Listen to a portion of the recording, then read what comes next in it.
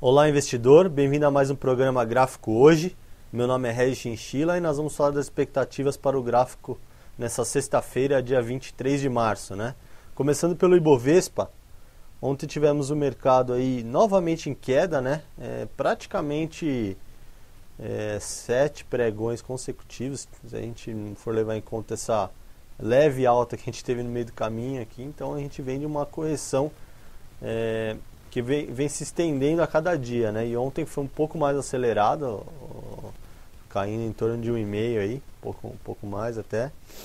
Durante o pregão, buscando a região dos 65.500, então houve um movimento um pouco mais forte. O volume não aumentou tanto, tá, na venda, mesmo sendo acelerado esse movimento, a gente não conseguiu sair desse volume em torno de 5, 6 bi.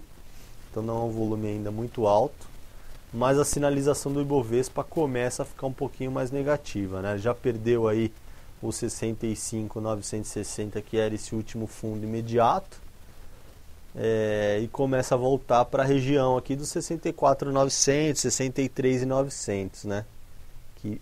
63.900 que é um ponto importante de rompimento, foi um rompimento importante de suporte, obviamente.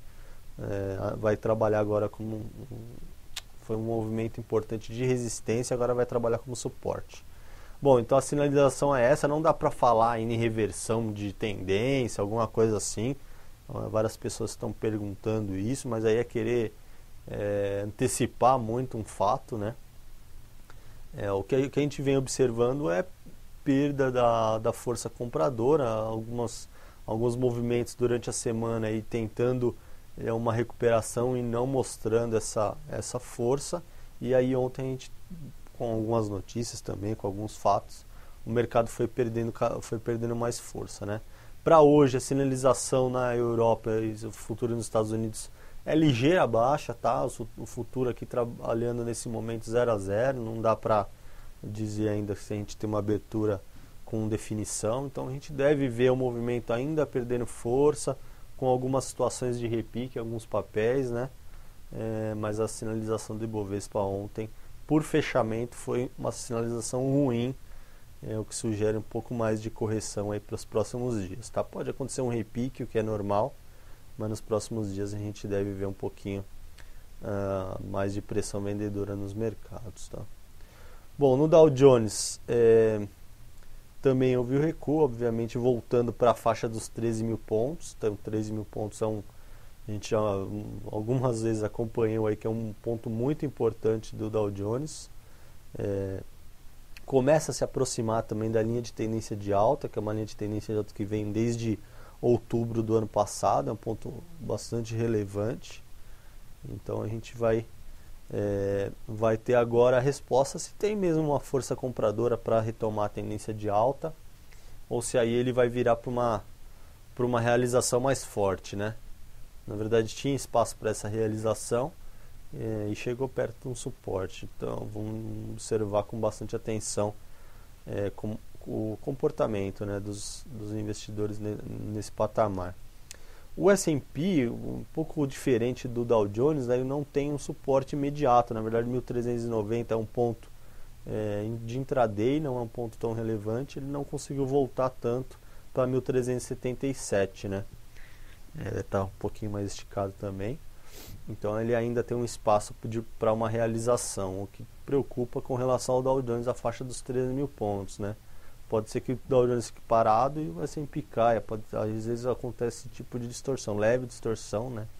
Não dá para dizer que cada um vai para um lado, a correlação é bem grande. Mas a gente observa nos gráficos aí que não está exatamente no suporte como o Dow Jones está, né? Bom, com relação ao nosso relatório 3 dias, indicações de venda, elas continuam abertas, algumas chegando nos nossos primeiros objetivos, né? Caso de Lame chegou a trabalhar ontem abaixo. E aí, obviamente, cada um tem seu perfil, cada um entrou para um determinado objetivo, né? São objetivos sugeridos, né? Isso não quer dizer que todo mundo precisa esperar atingir os objetivos, né?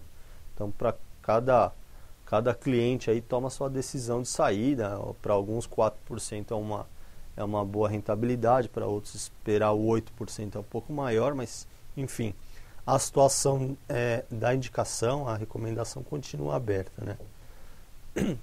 A expectativa é que o papel ainda caia mais um pouco, por isso que está mantido aí mesmo, pegando no primeiro objetivo. Para algumas pessoas também sair 50% funciona, para outras não, então não dá para criar regra aqui, né? Cada um vai monitorando aí de acordo com o seu perfil. Bom, o CESP continua na compra e por enquanto é a nossa única compra. Fibria ontem também atingiu o nosso primeiro objetivo aí nos 14,50, acabou voltando um pouquinho, mas com o primeiro objetivo atingido. Vamos ver se ele consegue cair um pouquinho mais para a faixa do 14, aí você encerraria essa recomendação.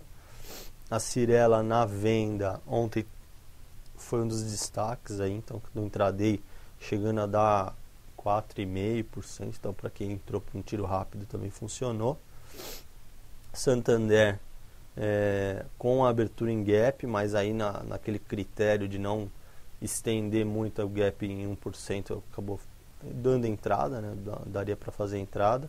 E hoje a gente está colocando BR Malls, tá? BR Malls, como o mercado está um pouquinho indefinido, então é interessante ir entrando aos poucos, se possível, né? Mas 22,50 preço do fechamento, a expectativa é que ela recue para a faixa dos 21, tá? Em torno dos 21 aí, 20,70, que é o maior alvo que eu coloquei. Acho que é um papel interessante para a gente operar na venda. E é um papel também que perdeu a linha de tendência, abaixo da média, seguindo os nossos critérios aí que quando há algum tempo eu acabo explicando, né? Para quem quiser tirar alguma dúvida, o meu e-mail é chinchila@gradualinvestimentos.com.br. E é isso, ótimo mercado, um ótimo final de semana a todos e até segunda.